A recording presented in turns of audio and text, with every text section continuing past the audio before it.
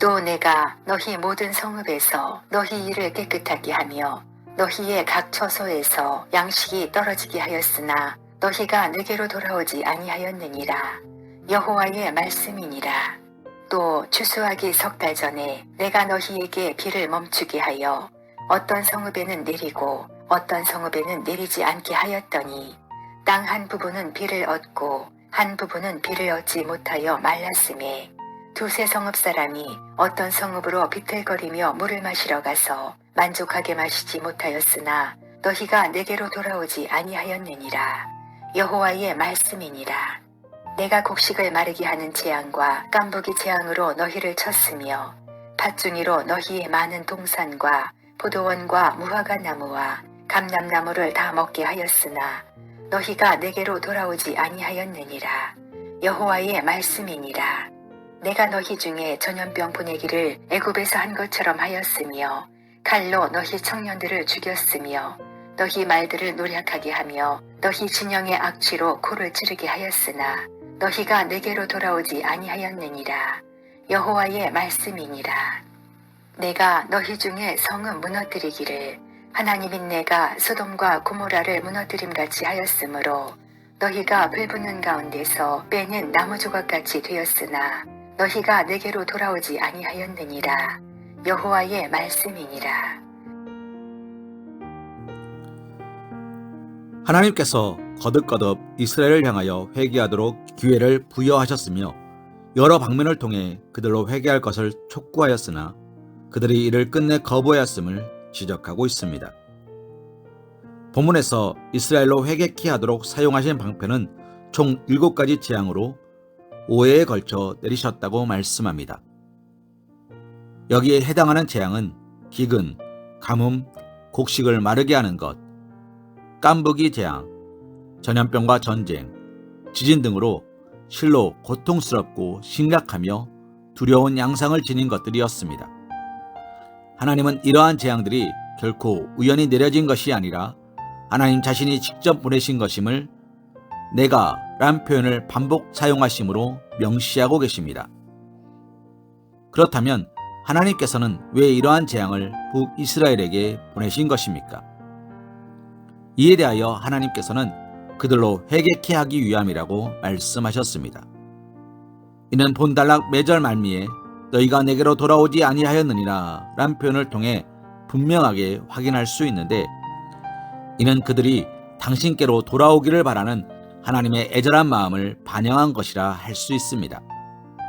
하나님께서 이스라엘에 무수한 재난과 재앙을 보내신 이유는 그들을 당신께로 돌이키도록 하기 위함이었습니다. 그리고 그러한 재앙은 사실상 이스라엘로 하여금 회개하여 제후 심판이라 할 수 있는 멸망에서 건지시기 위함이었습니다. 우리는 이러한 본문의 진술을 통해 북이스라엘이 멸망한 이유, 파멸에 떨어질 수밖에 없는 이유가 무엇인지를 헤아릴 수 있습니다. 그것은 그들이 하나님이 주신 회개의 기회를 저버렸기 때문이었습니다. 사랑하는 성도님, 하나님께서 이스라엘로 하여금 당신께로 돌이키도록 곧 회개하도록 주신 기회는 결코 적은 것도 부족한 것도 아니었습니다. 충분하고 넘치도록 풍성한 것이었습니다. 만일 이러한 회개를 위한 징계를 받는 중 이스라엘이 돌이키고 회개하였다면 분명 하나님은 7가지 재앙을 다 내리지 않으시고 그들로 회개에 따른 회복의 은총을 누리게 하셨을 것입니다.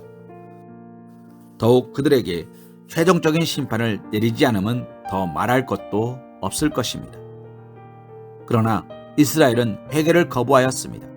그리고 그로 인해 그들로 돌이키려는 하나님의 징계는 더욱 거세졌으며 궁극적으로는 파멸을 초래하고야 말았습니다. 이처럼 범죄한 이스라엘, 회개를 거부하는 이스라엘에 대한 하나님의 행사는 죄인들에 대해 하나님께서 내리시는 최종 심판의 명백한 이유를 가르쳐 줍니다. 우리는 흔히 하나님께서 사람을 심판하시는 궁극적인 이유를 죄 때문이라고 생각합니다. 틀린 말은 아닙니다. 성경은 죄가 사망, 곧 궁극적인 심판을 초래한다고 명백하게 이야기하고 있기 때문입니다. 그러나 보다 엄밀히 말한다면 하나님의 심판의 이유는 죄 때문이 아니라 하나님의 경고와 구원으로 돌이키라는 권고에도 불구하고 끝내 고집하는 자들, 악을 돌이킬 줄 모르는 자들, 죄를 지었음에도 회개할 줄 모르는 데 있다고 할 수 있을 것입니다. 하나님께서는 인간의 연약함을 아시며 그 심성이 심히 부패하여 죄 지을 수밖에 없는 존재임을 아십니다. 그렇기에 죄의 문제를 해결할 은혜의 방편을 허락하신 것입니다. 심판은 죄를 향하고 있는 것이 아니라 죄를 범하였음에도 이를 인정치 않고 하나님의 은혜의 방편을 붙들지 않고 여전히 죄의 길을 걷고 죄의 길을 걷는 완악하고 강팍한 마음을 향하고 있다 할 수 있을 것입니다. 사랑하는 성도님, 하나님은 자비하신 분이십니다. 또한 인생이 본질적으로 악하다는 것도 아십니다. 그래서 하나님은 인생의 무수한 죄에 대해서도 하나님의 크신 긍휼을 따라 인내하십니다. 그러나 그럼에도 불구하고 그들이 죄에서 돌이키지 않고 악을 끝내 고집한다면 마침내 최후 심판을 단행하시는 것입니다. 이 사실을 잊지 말며 죄를 멀리하되 혹 죄를 범하였다면 회개하기를 고대하시는 하나님의 마음을 헤아려 속히 하나님 앞으로 돌아와야 할 것입니다.